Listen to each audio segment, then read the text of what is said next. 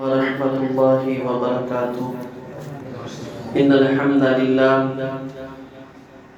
لله نحمده ونستعينه ونستغفره ونعوذ بالله من شرور أنفسنا ومن سيئات أعمالنا.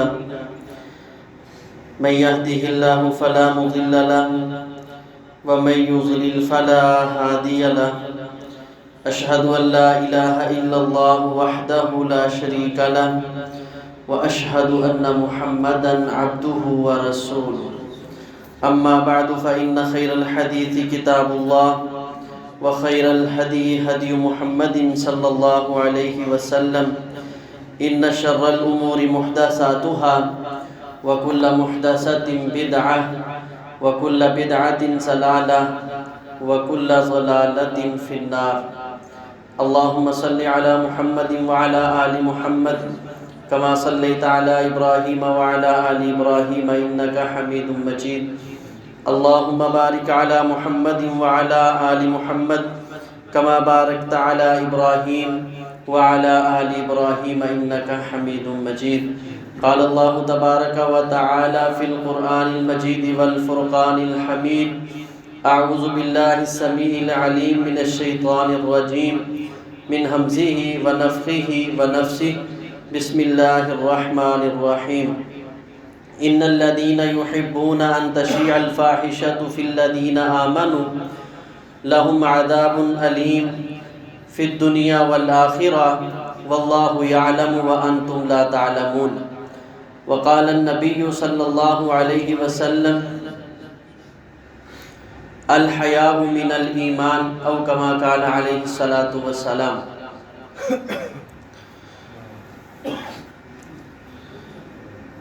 نبی کریم صلی اللہ علیہ وسلم کا ارشاد گرامی ہے: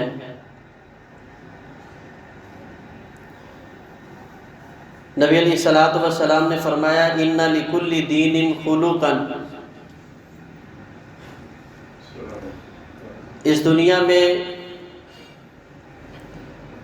جتنے بھی ادیان موجود ہیں، جتنے بھی دین موجود ہیں، اس دین کی کوئی نہ کوئی خوبی اور خصلت ہے.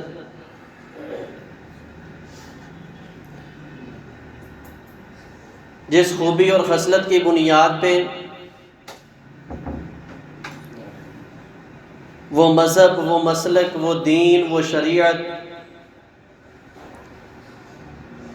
لوگوں کے ہاں عام ادیان سے زیادہ پسندیدہ اور محبوب بن جاتی ہے.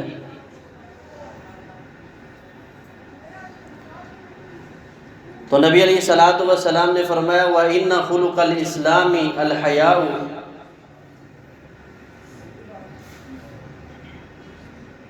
اسلام کی سب سے ممتاز خوبی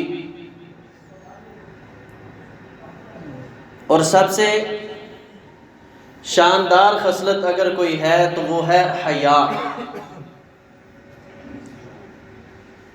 کہ اللہ تبارک و تعالی نے اس دین کے ہر مسئلے میں اور اس دین میں داخل ہونے والے ہر فرد کو قدم قدم پہ حیا، احترام، عزت، توقیر سکھائی ہے. اور نبی علیہ الصلاۃ والسلام نے فرمایا: یہ حیا وہ خوبی اور خصلت ہے.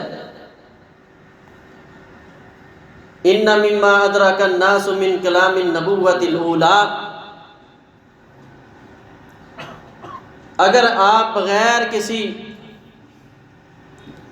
شش و پنج کے، بغیر کسی اختلاف کے یہ سمجھنا چاہتے ہو کہ پہلے انبیاء کی دعوت جس طرح توحید کی دعوت تھی، توحید کے بعد سب سے زیادہ زور سارے انبیاء نے کس بات پہ دیا ہے؟ تو نبی علیہ الصلاۃ والسلام نے فرمایا: لوگ سابقہ نبوتوں میں سے اگر کسی چیز کو پائیں گے تو وہ الحیاء، وہ حیا ہے. اتنی شاندار یہ چیز ہے حیا اور غیرت کہ رسول اللہ صلی اللہ علیہ وسلم نے اس کی اہمیت میں سنن ابن ماجہ کی روایت ہے، نبی علیہ الصلوۃ والسلام نے فرمایا الحیاء خیر کلہ،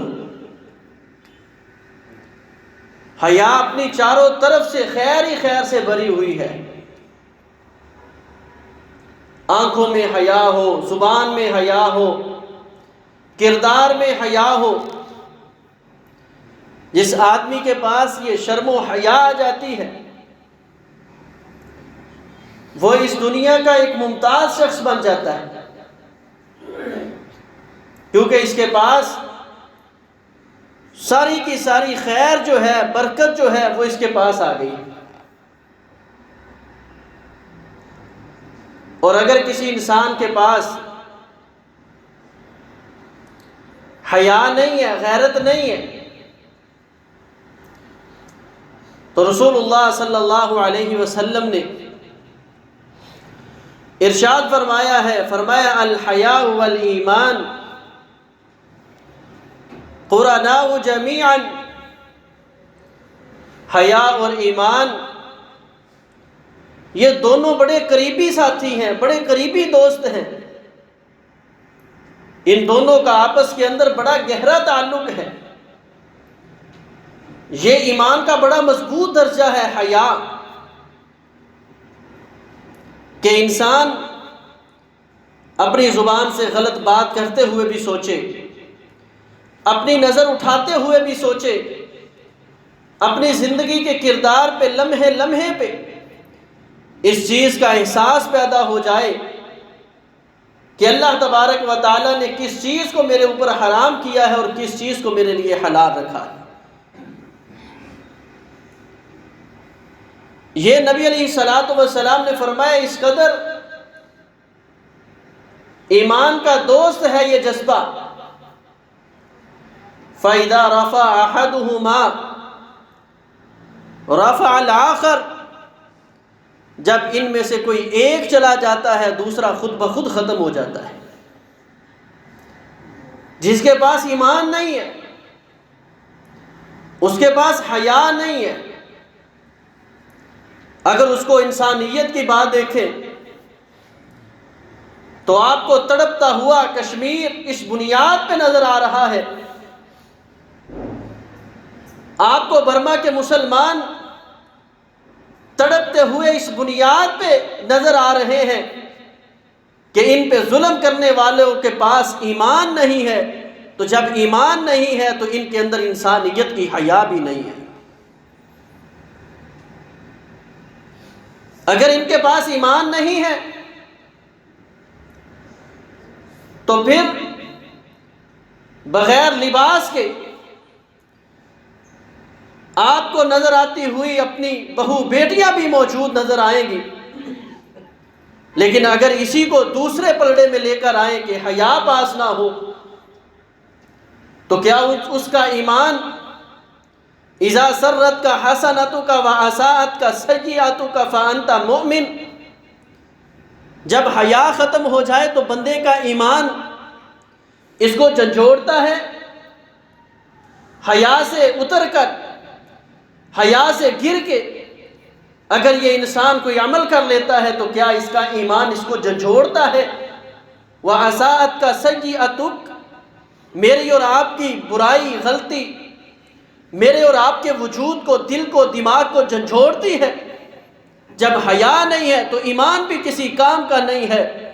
کیوں؟ الحیاء والایمان قرناء جمیعا، کیونکہ حیا اور ایمان یہ دونوں آپس میں بڑے قریبی دوست ہیں۔ ایک ختم ہو جائے، وجود سے حیا ختم ہے، ایمان کا کوئی تعلق نہیں، ایمان کے کوئی جذبات نہیں، ایمان کا کوئی درجہ نہیں، کلمہ پڑھنے کا، نماز پڑھنے کا کوئی فائدہ نہیں۔ اور اگر ایمان ختم ہو جائے پھر حقوق انسانیت کی 50 بھی انسان NGOs بنا دے، کسی کام کی نہیں ہے، کیونکہ نہ ایمان اس کے پاس ہے نہ حیا اس کے پاس ہے۔ بڑا اہم درجہ ہے۔ اللہ کے پاک پیغمبر علیہ الصلوۃ والسلام نے 2 آدمیوں کو دیکھا، وہ ایک دوسرے کو نصیحت فرما رہے تھے، صحیح بخاری کی روایت ہے، حیا کے بارے میں، بھئی شرم کرنی چاہیے، حیا کرنا چاہیے، ہمیں احترام کرنا چاہیے۔ رسول اللہ صلی اللہ علیہ وسلم نے جب اس کی بات سنی تو آپ نے فرمایا میں اللہ کے نبی کا بھی اس موضوع کے اندر حصہ ڈال لیں۔ الحیاء من الایمان، فرمایا یہ جو تیرا بھائی حیا کی نصیحت کر رہا ہے، گویا یہ سمجھ تجھے ایمان کی نصیحت کر رہا ہے۔ اگر تیرے پاس حیا آ گئی ہے، تجھے ایمان کی لذت آ گئی، اور اگر حیا نہیں ہے، غیرت نہیں ہے، اگر حیا کے درجات نہیں ہیں، تو پھر ایمان کا بھی کوئی فائدہ نہیں ہے۔ تو ہر قدم پہ انسان کی زندگی، انسان کے جذبات، انسان کی جو محبت ہے، وہ اس کو اس بات پہ ابھارے کہ میں جو کام کر رہا ہوں یہ میرے رب نے میرے لیے حلال رکھا ہے، یہ حرام رکھا ہے۔ اللہ تبارک و تعالیٰ فرماتے ہیں قُلْ إِنَّمَا حَرَّمَ رَبِّيَ الْفَوَاحِشَ مَا ظَهَرَ مِنْهَا وَمَا بَطَنَ، اے پیغمبر آپ اعلان فرما دیجئے میرے رب نے ہر قسم کی بے حیائی کو میرے اوپر حرام قرار دیا ہے، وہ بے شک ظاہری بے حیائی ہو، وہ بے شک باطنی بے حیائی ہو، جس کام کے اندر حیا نہیں ہے میرے رب نے ہر اس راستے کو بند کر دیا ہے۔ کہیں فرمایا قُلْ لِلْمُؤْمِنِينَ يَغُضُّوا مِنْ أَبْصَارِهِمْ، حیا سے عاری ہیں اپنی آنکھوں کو نیچے کر لو۔ ایمان کا تقاضا یہ ہے کہ اپنی نظروں کو پست رکھو۔ دوسری طرف کہا قُلْ لِلْمُؤْمِنَاتِ يَغْضُضْنَ مِنْ أَبْصَارِهِنَّ، ان عورتوں کو بھی کہہ دو اپنی نظروں کو ذرا نیچا رکھا کرو۔ پیغمبر علیہ السلام کے پاس حضرت عبداللہ بن ام مکتوم رضی اللہ تعالیٰ عنہ آئے، آ کے کوئی مسئلہ پوچھا۔ نبی علیہ السلام کی دو بیویاں پاس بیٹھی ہوئی تھی، وہ بیٹھی رہی، نبینہ آدمی ہے۔ اللہ کے نبی صلی اللہ علیہ وسلم نے جب دیکھا کہ ان کے اندر کوئی جذبات پیدا نہیں ہوئے کہ کوئی غیر ہمارے پاس آیا ہے، حالانکہ نبینے شخص سے پردہ نہیں ہے، شریعت اسی چیز کا تقاضا کرتی ہے، نبینے شخص سے پردہ نہیں ہے۔ نبی علیہ السلام نے اپنی بیویاں، کیونکہ وہ اکمل الایمان تھی، ان کے اندر ایمان کے درجات بڑے بلند تھے، اور حیا بھی اتنی زیادہ پیغمبر نے ان کے اندر پیدا کی ہے۔ نبی علیہ السلام نے آپ نے فرمایا اللہ کی بندیوں تم ادھر بیٹھی ہو، تمہیں پتہ نہیں میرا صحابی مجھے ملنے آیا ہے؟ اے اللہ کے پیغمبر یہ تو نبینہ ہے۔ نبی علیہ السلام نے فرمایا یہ نبینہ ہے، تم دونوں نبینی تو نہیں ہو، تمہاری آنکھیں تو کام کرتی ہیں۔ یعنی کیا سمجھایا کہ تمہاری حیا اور غیرت اس بات کا تقاضا کرتی تھی کہ تم اس کو چھوڑ کے میرے جگہ کو، یہ جو میرے صحابی آئے ہیں، میری اور ان کی نشست کو چھوڑ کے سائڈ پہ ہو جاتی ہے۔ یہ حیا کا تقاضا ہے۔ اللہ تبارک و تعالیٰ نے ہر ایک موڑ پہ ہر وہ چیز حرام کر دی جس کی وجہ سے بے حیائی کے راستے کھلنے تھے۔ فرمایا نظروں کو نیچا کرو، پھر فرمایا ایاکم والطروق، راستے پہ بیٹھنے سے بچ جاؤ، کیونکہ اس جگہ بہو بیٹیوں نے بھی گزرنا ہے، عورتوں نے بھی گزرنا ہے، مردوں نے بھی گزرنا ہے۔ اور فرمایا اگر لا بد منہ، تمہارا اس کے بغیر چارہ نہیں، دکانداری کرنی ہے، کام کاج کرنے ہیں، بازار میں بیٹھنا پڑے گا، تو فرمایا وَأَدُّوا حَقَّهُ، تم بازار کے جو حقوق ہیں وہ ادا کرو۔ وہ کیا ہے؟ فرمایا غض البصر، اپنی آنکھوں کو نیچے رکھنا ہے۔ حیا کا پیغام دیا ہے۔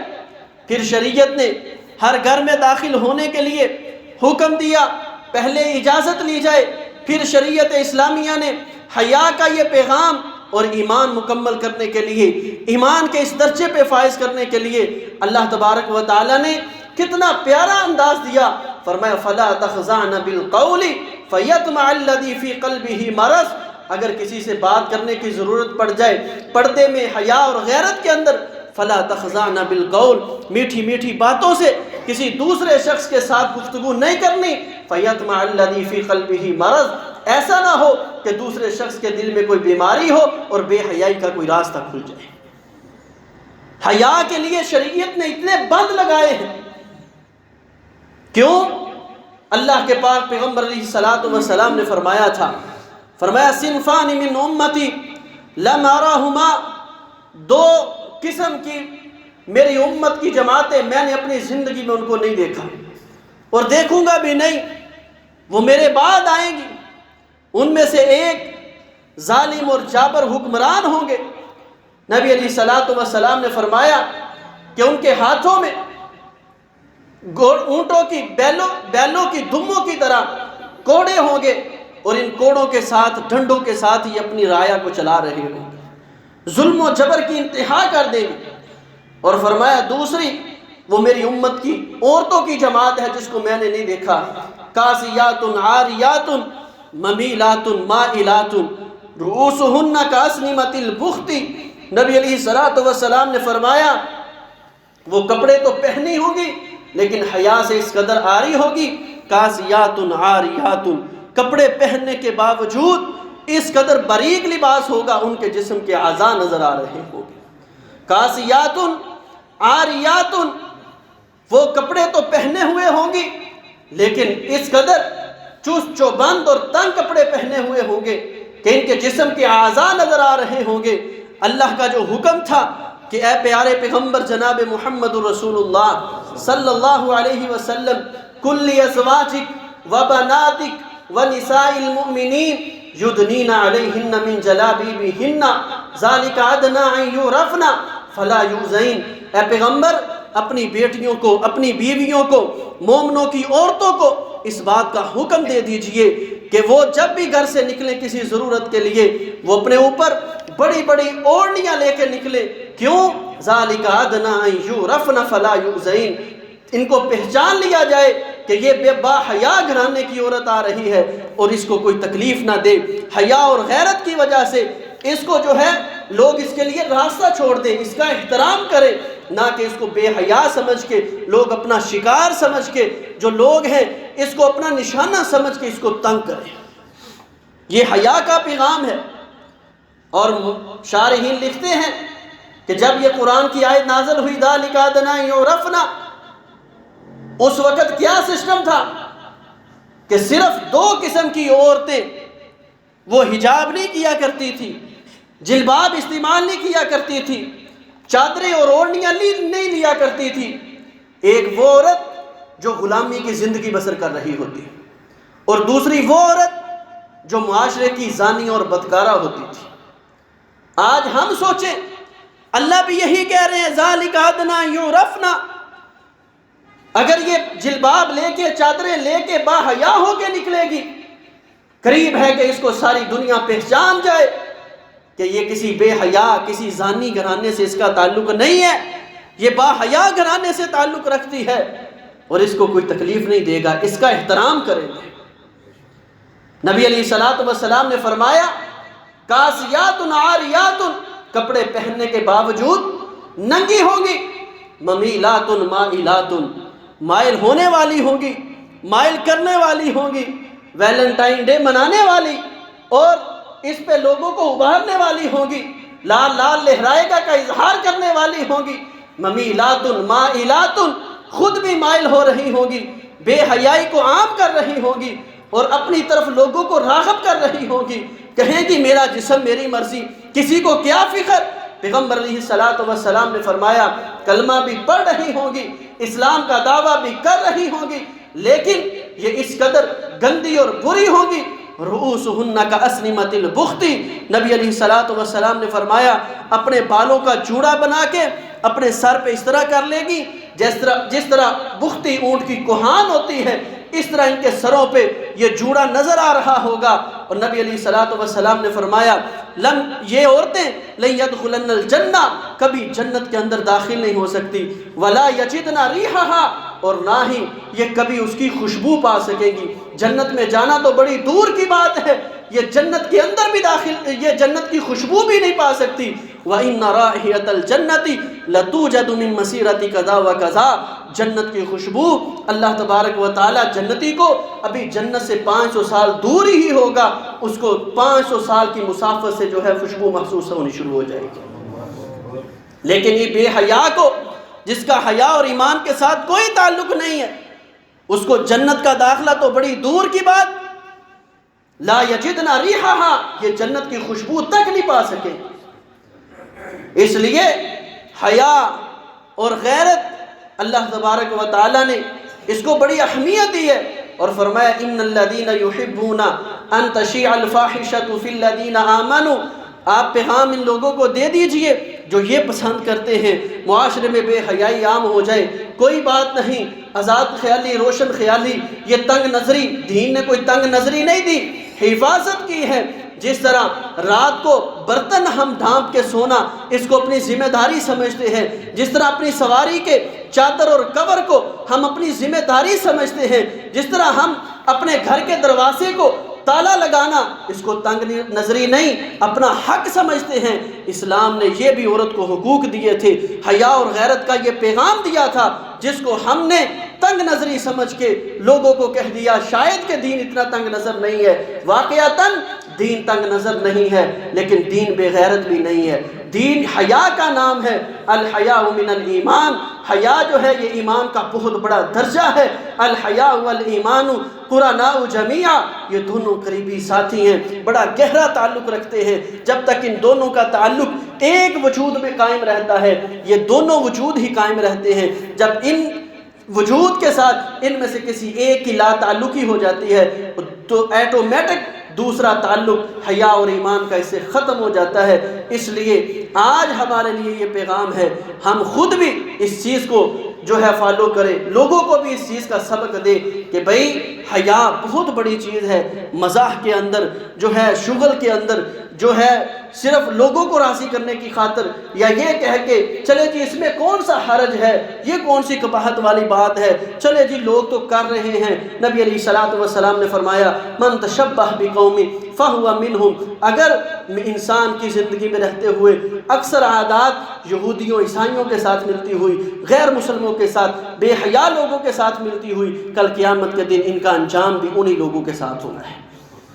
آج ہم سوچیں کہ ہمارا تعلق عثمان بن عفان کے ساتھ ہے، ہمارا تعلق ابو بکر صدیق کے ساتھ ہے، ہمارا تعلق عمر اور علی کے ساتھ ہے، سعد اور سعید کے ساتھ ہے، طلحہ اور زبیر کے ساتھ ہے، ماں جی عائشہ اور فاطمہ کے ساتھ ہے۔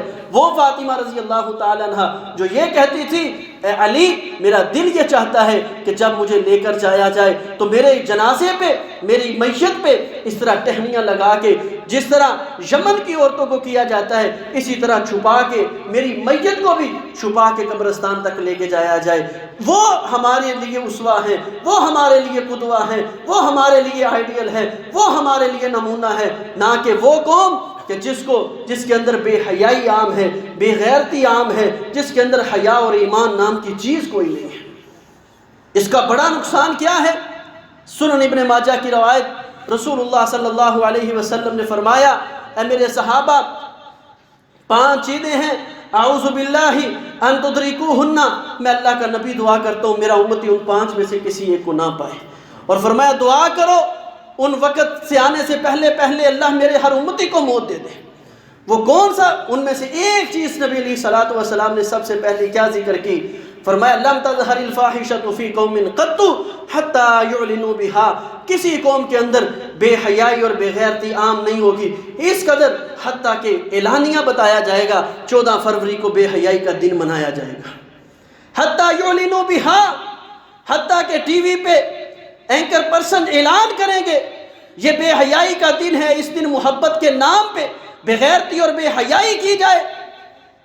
اللہ کے پیغمبر علیہ الصلوۃ والسلام نے فرمایا جب اس نوبت پہ میری امت پہنچ جائے گی الا فشا فیہم الطاعون، میرا اللہ ان پہ طاعون کی بیماری نازل کرے گا۔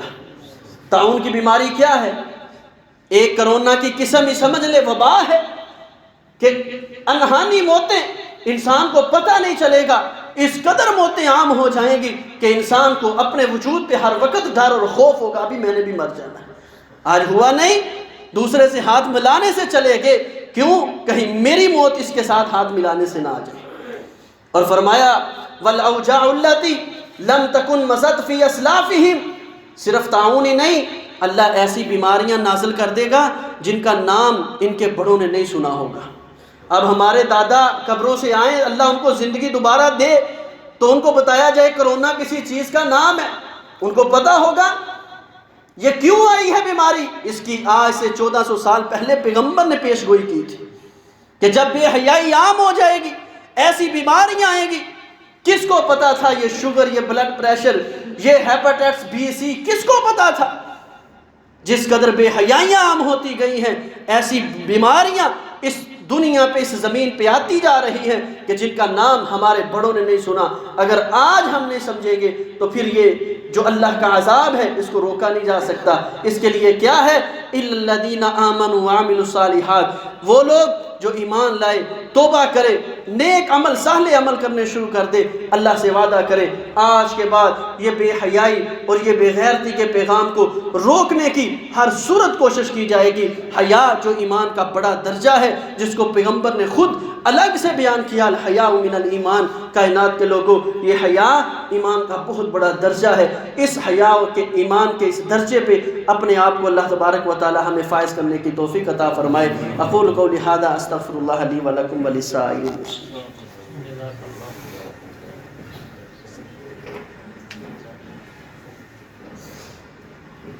ان الحمد لله نحمده ونستعينه ونستغفره ونعوذ بالله من شرور انفسنا ومن سيئات اعمالنا، من يهده الله فلا مضل له ومن يضلل فلا هادي له، اشهد ان لا اله الا الله وحده لا شريك له واشهد ان محمدا عبده ورسوله، اما بعد فان خير الحديث كتاب الله وخير الهدي هدي محمد صلى الله عليه وسلم، ان شر الامور محدثاتها وكل محدثة بدعة وكل بدعة ضلالة وكل ضلالة في النار۔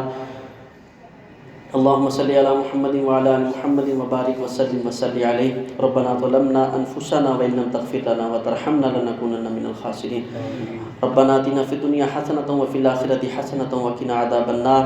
اللهم ارحم على احوالنا ولا تنظر الى سوء اعمالنا۔ اللهم لا تقتلنا بغضبك ولا تهلكنا بعذابك وعافنا قبل ذلك۔ اللهم يا شافي الامراض اشف مرضنا ومرضى المسلمين۔ اللهم اذهب الباس رب الناس واشفي انت شافي لا شفاء الا شفاؤك شفاء لا يغادر سقما۔ اسال الله العظيم رب العرش العظيم ان يشفي كل مريض۔ اللهم يا شافي الامراض اشف مرضنا ومرضى المسلمين۔ اللهم طهر قلوبنا من النفاق وعملنا من الرياء والسنتنا من الكذب وعيوننا من الخيانة، فإنك تعلم خائنة الأعين وما تخفي الصدور۔ اللهم اهدنا لأحسن الأعمال وأحسن الأخلاق، لا يهدي لأحسنها إلا أنت، واصرف عنا سيئ الأعمال وسيئ الأخلاق، لا يصرف عنا سيئها إلا أنت۔ اللهم إنا نسألك حبك وحب من يحبك وحب عمل يقربنا إلى حبك۔ اللهم إنا نسألك حبك وحب من يحبك وحب عمل يبلغنا إلى حبك۔ اللهم طهر قلوبنا من النفاق۔ اللهم إنا نسألك فعل الخيرات وترك المنكرات وحب المساكين، وإذا أردت بعبادك فتنة فاقبضنا غير مفتون، وإذا أردت بعبادك فتنة فاقبضنا غير مفتون، وإذا أردت بعبادك فتنة فاقبضنا غير مفتون۔ صلى الله تعالى على خير خلق محمد وآله وأصحابه وذرياته أجمعين برحمتك يا أرحم الراحمين۔